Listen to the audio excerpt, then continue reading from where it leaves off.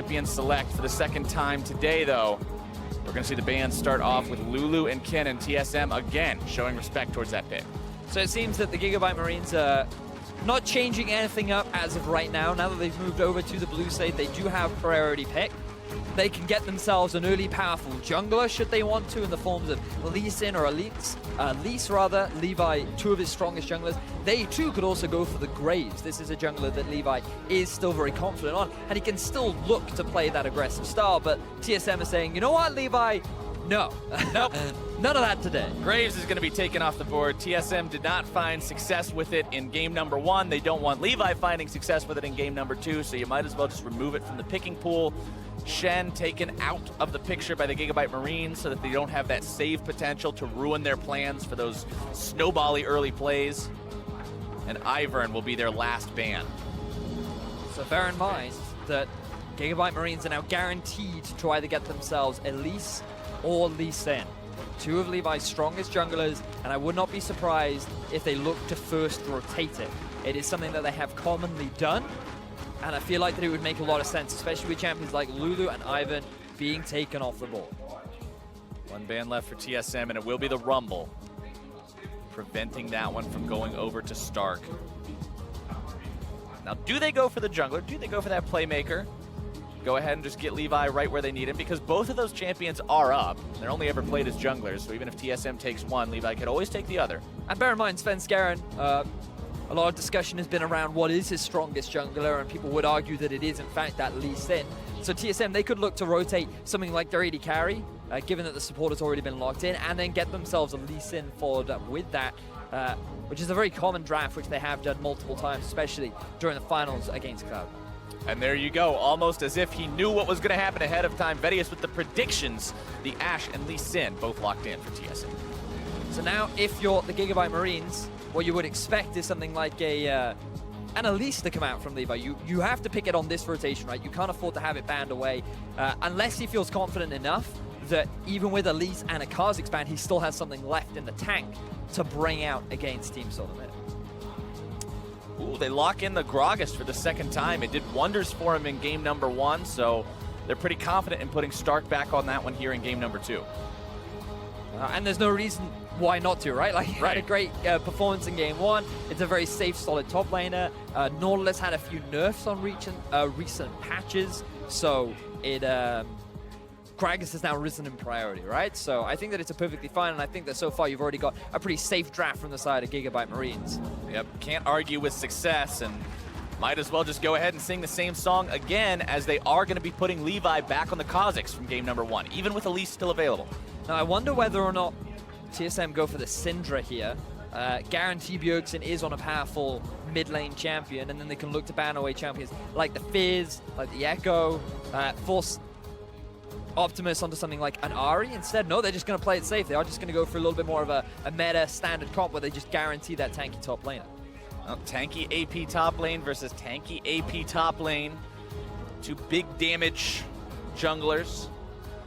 But the difference here in the first half of the draft is we've got the support and the AD carry picked on opposite sides, so bans might differ up a little bit. TSM going to start things off in the second banning phase by removing LeBlanc from the pool. Again, throwing some targeted attention towards Optimus. Now Gigabyte Marines, they too can look to ban away some of the supports like they did in game before. Thresh and Nami seem to be the go-tos. We know that Bifrost did play a lot of Thresh during the regular season, and its playmaking potential against champions like Karma are also very good. I wonder whether or not Gigabyte Marines just go for exactly the same composition that they went for before. I mean, the Ziggs was perfectly fine during the laning phase. Sure, he struggled early on, but he was getting to a point where he was just going to become that pushing bot anyway, right? And a lot of those fights, he did a lot of work. So I wonder whether or not they will just stick to what they've already had work for them in game 1. TSM decide to take Fizz out of the picture as their second and final ban of this second banning phase and overall draft. One more to go for the Gigabyte Marines. Will it be the Nami again? Do they want to keep focusing on the support role, or do they maybe want to throw one the way of Bjergsen? Looks like the choice is going to be the Nami yet again, just targeting what Biofrost can do there in the bottom lane. They know that last time things worked out pretty well for themselves. Turtle was not able to contribute in a meaningful way to TSM's game plan. He did have a couple really nice arrows, so that's one thing that TSM can always sort of bank on, is him being able to try to hit those and set things up. And considering they're going to have Bjergsen on the Syndra this game, that would explain the Fizz ban. That would explain why they wanted to set things up like that, so Bjergsen can play that and be that big damage threat. Now, if the Gigabyte Marines had been the ones to lock in the Syndra, I would have expected something like a Vladimir to come out from Team Solomid, but I feel like that isn't necessarily an Optimus' champion pool. However, we know that as an individual, this guy has a pretty deep champion pool, and he's not afraid to bring out some new and fun picks like he has brought out the Fizz the last time into the Syndra matchup. That is large-wise banned away. I wonder if he is going to edge towards the Echo, which we've commonly seen, or whether or not he'll go more towards an Ahri, but he may even go to something like an AD within his own region. He has played a lot of Zed and Talon to a large amount of success. I gave you credit for the prediction earlier, but the predict Zed locked in for Optimus up against Bjergsen Syndra. That's going to be a fun matchup to watch. I don't care who you are. Zed versus Syndra, you get to watch the outplay potential. This is going to be really cool. Now, during the early laning phase, it is very rough for Zed. Right. However, once he hits the level 6 mark, the outplay potential becomes huge. You have to be very careful, because ideally you want to use your ultimate to dodge the ulti of Syndra. I mean, that is her highest damage dealing ability. You can also use your shadows to be able to dodge a lot of her CCs and stuns, and with your natural mobility, you can dart and dance around a lot of her primary skill shots. And with her low mobility, she's also going to struggle to self-heal against the Zed in these later fights. But yet, remember that items like Zhonya's do make your life a living hell as an assassin. A little bit difficult to get your damage done through that golden statue phase, but Biofrost will pick up that Braum for himself, the last pick on the side of TSM to go into this second game. And one thing I'm not expecting to see in this one, Vedius, is a level 1 attempt at the chicken game. Yeah, I think that TSM will go a little bit more standard this time around. Now, the bottom lane of TSM, they don't have the same sort of pushing or threat that they had in the game before, but I think that the Braum makes more sense in terms of the overall composition. What Braum is really good at is his ability to disengage and his ability to peel. So when you have two low mobility carries, having this Braum is going to make Zed's life even harder when he wants to try and get onto the backline. You also have a Nautilus and a Lee Sin sitting on the front. So every time he tries to go in, he's just going to get knocked right back out again. And it makes Kha'Zix's life that much harder too, exactly. Right? It's going to try to prevent Levi from becoming that monster that he was in game number 1, not allowing him to be that effective as the fights go on, reducing how well he can use those tools built into that assassin kit. So the standard hashtags, I feel like the Gigabyte Marines may very well get a few more after that game 1 They performance. had to have won themselves some fans with that game 1 performance, managing to take down a heavily favored opponent, one of the biggest League of Legends dynasties out there, and the Gigabyte Marines said, you know what? We don't care. Yeah, and that's what I love about them. The fact that they didn't play scared. They didn't show TSM a large amount of respect. They took a lead and they went with it. Yeah, they played against TSM the same way they were playing against the other teams in their group during the first week of the play-in stage. They just treated them like anybody else. You turn the nameplates off, and you're not up against Bjergsen, you're up against a Syndra. Just do the same thing you would do against any other Syndra. And now TSM invading through the bottom tri-brush. Not really gonna find a whole lot of success there. Instead, get 2 hits on a ward and eat some bombs for their trouble.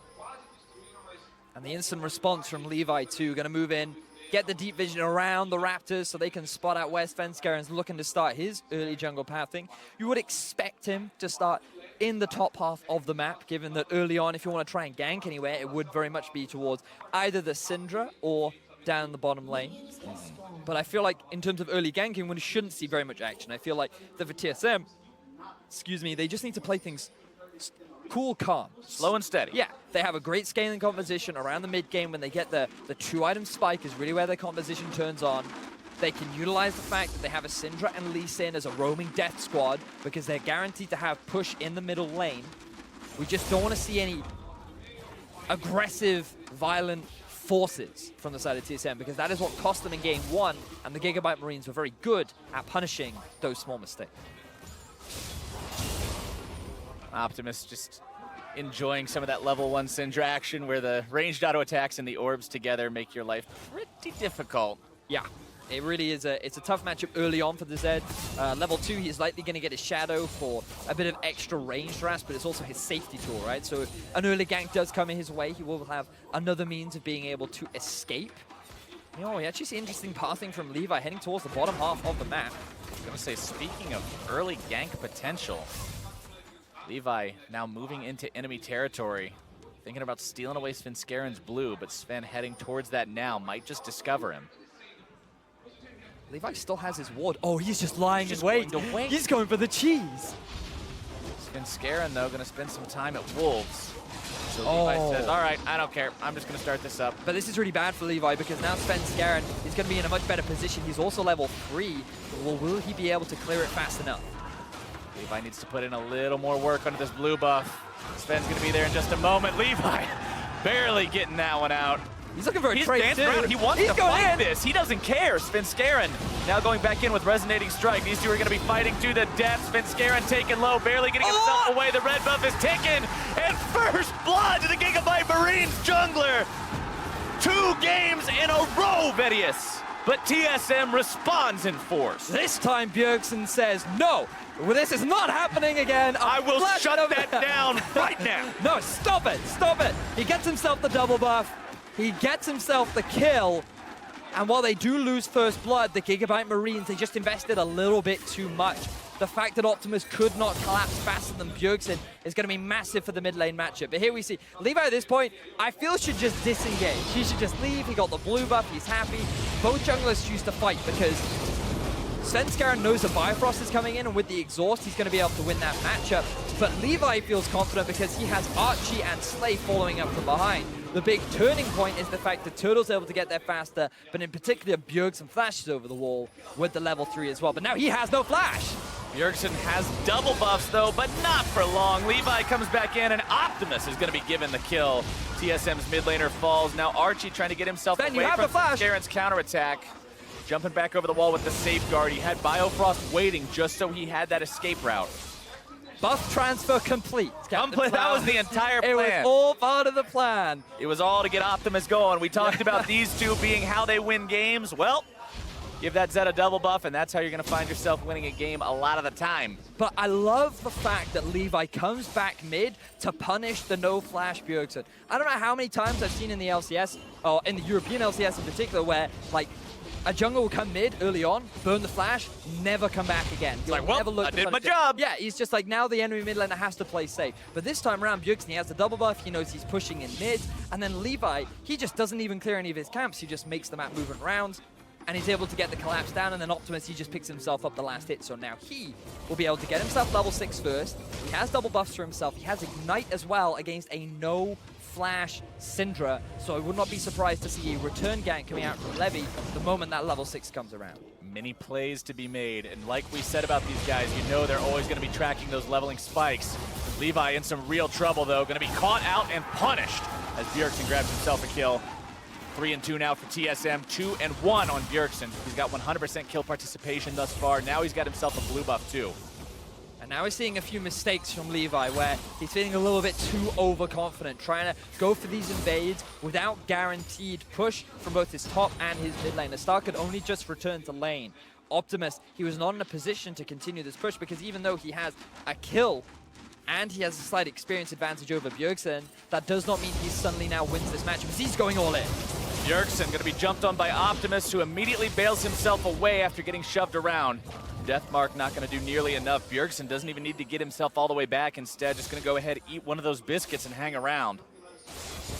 Really subtle play there from Bjergsen as well. Note that the conventional path is you know where the Zed is going to land after his ultimate. He's always going to fall behind you, right? Which means that if you're Syndra, you just set up your stun to just hit behind you and land it onto Optimus underneath his turret. So Optimus immediately flashes so that he doesn't get stunned underneath the turret. But Bjergsen, he's patient with his stun, and he's then able to try and land it as Optimus is already underneath his turret, but in a different position. So small outplay. Tiny changes just a tiny you make thing to your game plan to make all the difference at this level of play. That's not exactly where he wanted just to go. Trying to give him a drink. Yeah. A little dehydrated there, Honsa. Take a sip. But neither one of these two really in any supreme danger. A lot of Doran's rings between them, though. Oh, yeah. Fellowship build coming into fruition right now. We're going to have all the rings of man at this point. We're going to have something up there. These guys just making sure they're invested into that early game. 48 to 54 CS, both farming around the same great as well. Biofrost in this bottom side river, laying down some vision, just roaming around a bit. Turtle's just cool hanging out underneath the turret. Keep in mind, Wild Turtle does have that ultimate available. Enchanted Crystal Arrow can be used to set up those plays, but Mega Inferno Bomb also online for Slay. Remember what happened to Wild Turtle in game number 1 when he didn't respect the burst power of the Marines bottom lane. It's very true. It's very, very true. Now, Bjergsen with Sven is moving towards the top half of the map. Optimus is going to use this as an opportunity to try and push mid, but Starkey doesn't have mana. He does have flash, but no ulti. This is going to be a very difficult situation to get away from with the 3-man collapse. Haunter needs to get himself away from the turret. He does so, and Svenskeren grabs the kill onto Stark, as now they'll put the pain onto the tier 1. Clean dive from the side of TSM. They had river control. They knew that it would be too late for Stark to notice before they were able to get themselves the dive.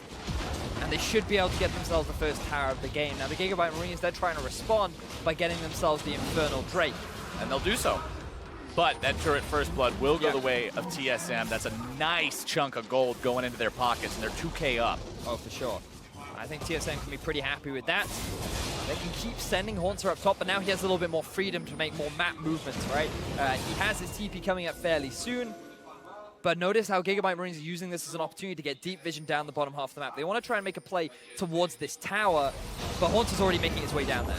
Levi trying to jump onto Wild Turtle as Optimus makes his way into the fight. Death Mark is used. Mega Inferno Bomb comes in for the help. And you can see the Shuriken on his head seals his fate. Biofrost is not there in time.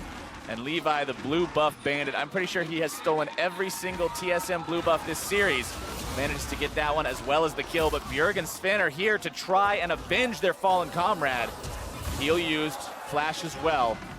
TSM not able to find anything. So TSM make the correct decision in trying to respond to the collapse, because if Gigabyte Marines had stayed there trying to take that tower, it would have been a 4 versus 4 that Stark could not have joined. Bjergsen would have had everything available to him, whereas Optimus had just used his flash, or rather he just used his ultimate and he lost his flash earlier on in the play. So Gigabyte Marines forced to disengage, and TSM, they keep their turret alive down in the bottom lane. Meanwhile, Haunter walks back up topside in just perfect timing to catch that entire wave. Turtle now hanging around mid lane, working on that Blade of the Ruined King. Morello Namicon will be the build for the Ziggs as per usual. Tracker's Knife with Warrior's Enchant done for both of these junglers. Tracker's Knife pretty much the staple of competitive League of Legends play, making sure you can get down more of those wards, keep more of an eye on your opponent. Especially for a team like Gigabyte Marines that likes to make these early plays, likes to get in the enemy's face, especially in their jungle. Wards are so big. For sure.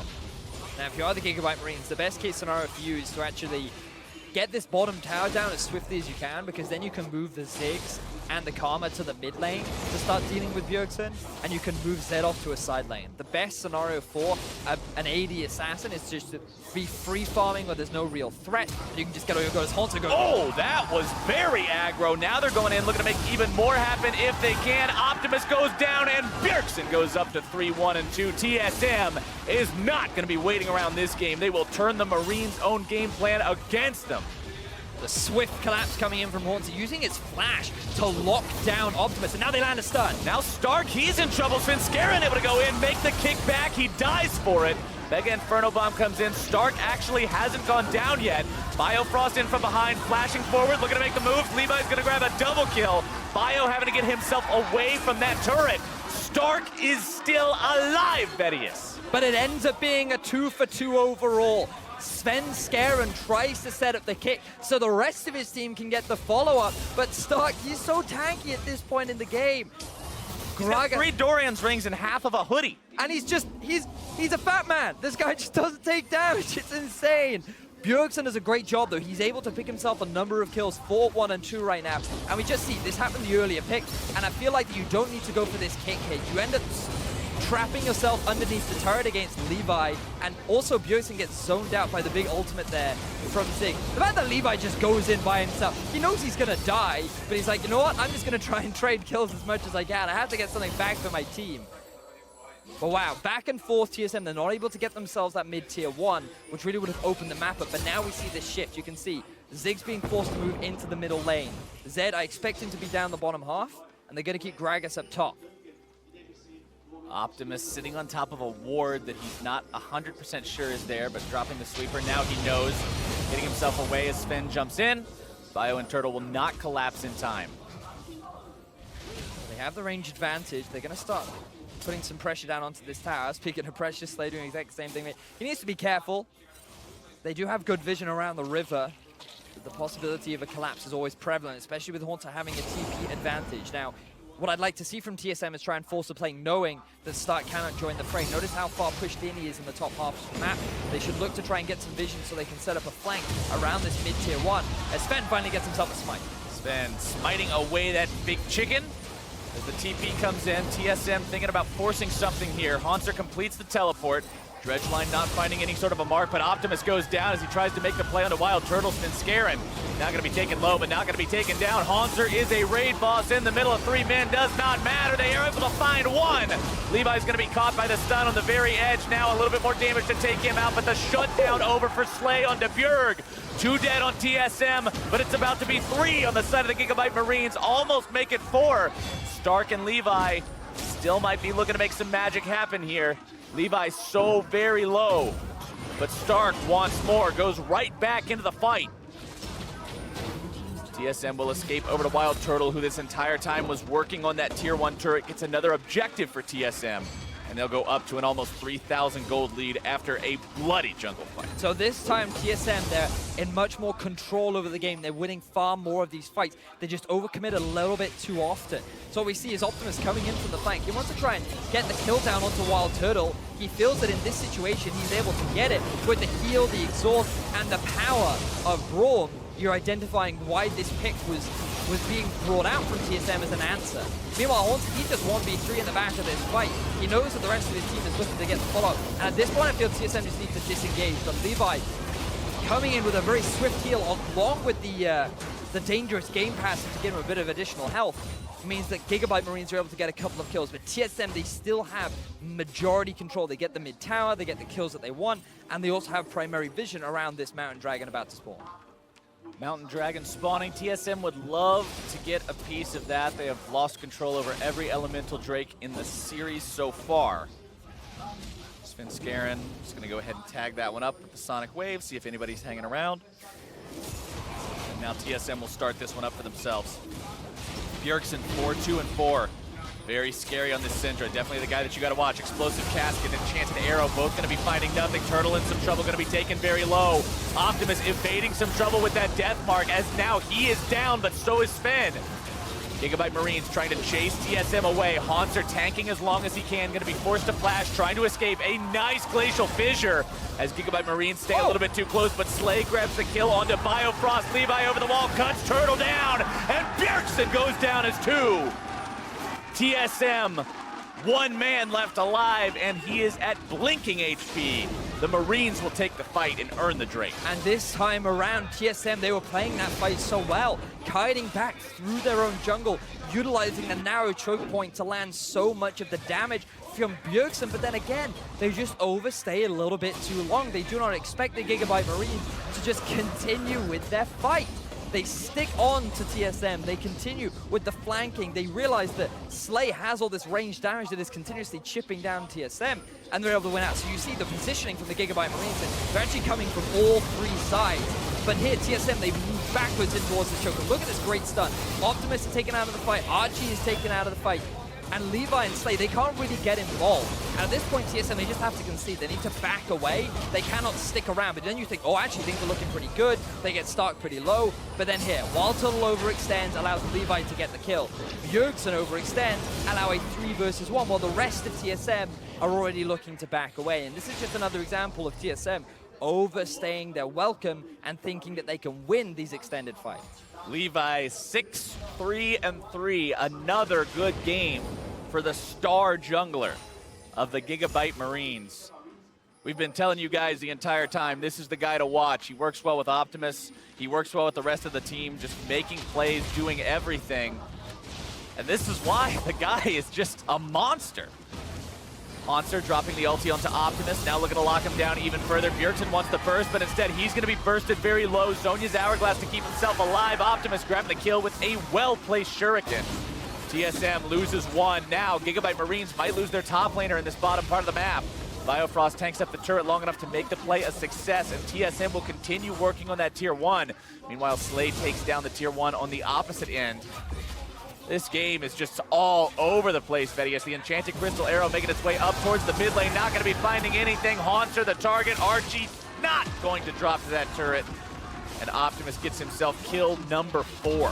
Gigabyte Marines are playing the map so much better than Team Solar Mid are right now. TSM invest 3 members down in the bottom half of the map trying to get themselves that turret. They don't realize that Slay, he's able to take 2 towers for himself in the top big, lane. Man. There was no one there to answer him. And the fact that Bjergsen and Haunter die to what is effectively Optimus baiting them in, saying, oh no, I'm overextended, I'm just a little assassin waiting to be hit. But then all of a sudden, Levi jumps over the wall. He gets the lockdown onto Bjergsen. They go for the dive onto the mid tower. And we're just seeing it time and time again. Gigabyte Marines are not afraid. This is a team that when they see a wall, they do not go around it. They do not climb over it. They charge head first, straight through it, and they are demolishing every resistance that TSM is trying to put up against them. And Levi is the man with the sledgehammer, just taking this down brick by brick. You can see the gold differences that flashed up there on the bottom part of the scoreboard for a moment. Another massive lead over his counterpart in Svenskeren is why Levi is able to do these things. We've seen since Svenskeren tried to set up plays throughout this game, and a lot of them have gone awry. We haven't seen any of those huge successful kicks that Lee Sin is drafted for. Now the gold is still even. TSM is still in a reasonable position. The issue that they have is that they're 1 turret down compared to the Gigabyte Marines. So that series of plays from the Gigabyte Marines has actually more equalized the game rather than giving them a significant lead. So now that TSM can recollect themselves, they can reset, and the Gigabyte Marines, they need to be careful not to overextend. Oh, speaking of overextending, Stark trying to use the cast, but Svenskeren does a good job holding on to the resonating strike. Stark trying to get away, but it's not happening today. Svenskeren gets himself in there, finds kill number 3. So this time, it is TSM that are able to punish the overextending Stark down in the bottom lane. They have the numbers advantage. They can start putting pressure down onto this tier 2 turret. And Gigabyte Marines, they're forced to not really have any answers. They've invested a lot of vision around the Baron area, which will be spawning soon. But this is a good setup from TSM. Haunter continuing the push, Svenskeren with him. Of course, neither one of these two pushes exceptionally quickly, but the two of them together should be able to do a decent amount of damage as the Mega Inferno Bomb comes in to clear that wave away. Svenskeren eating a lot of damage from that turret as he makes his way out. That's the problem of losing all of your minion wave at once. But topside, Levi's knocking on the door to the base. And we've got a TPM from Stark. They're just trying to stop the backs, prevent anybody from interrupting Levi. Haunter gets himself over the wall. Optimus grabs a kill onto Sven. All right, that happened. And now I wonder why Sven is even there. I feel like that we're a broken record here, Flowers. How many times have we said, Sven, like, can we calm down a little bit, please? Like, the inconsistent performances of the TSM jungler. Now Levi, no. Oh, invisibility right out of the brush. Looking to come back. Zonya's Hourglass to keep himself safe, and Levi is forced to retreat as Turtle comes in at the clutch moment to make sure his mid laner does not die. But look here in the bottom lane, Optimus, the pressure is on. Bjergsen's now going to be forced back. The Ash Arrow is unavailable for Wild Turtle, and what was a good punish from TSM, they overstayed, they don't get anything off the back of it, and now they're the ones on the back end. Thinking about making something else happen if they can. That's the Marines game plan all the time. Always look for more. They grab the tier 2 and they get out. This is just such great play from the Gigabyte Marines. The fact that they have the Ziggs and they've made it work for a second game in a row. The fact that Levi has been consistently performing. Now on the Kha'Zix. Like originally he was well known for his Lee Sin and Elise, and he's like, yo, I'm gonna add a bug to my repertoire. And yeah. Right now he is the bug in the behind of TSM as he is doing so much work in so many of these fights.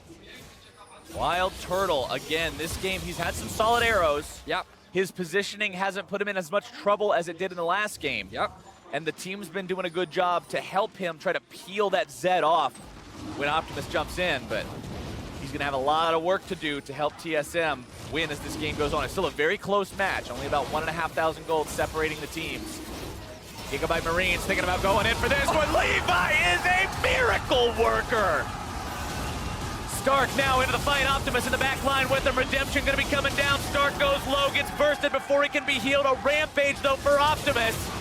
Can they make this fight turn into anything else? Slay gonna be having a flash away. Optimus over the wall, wants to throw in the shadow. Bjergsen taken so low. The Rockets nearly finishing him off. TSM trying to get themselves out of this one. Hansa, the only one with any sort of a measurable health bar left, jumps back in onto Levi, but now he's isolated and he is down. TSM is gonna be chased all the way. Bjergsen falls, Bio falls. Sven is gonna be next as Levi continues to chase. He'll cut off the escape route as Optimus closes in.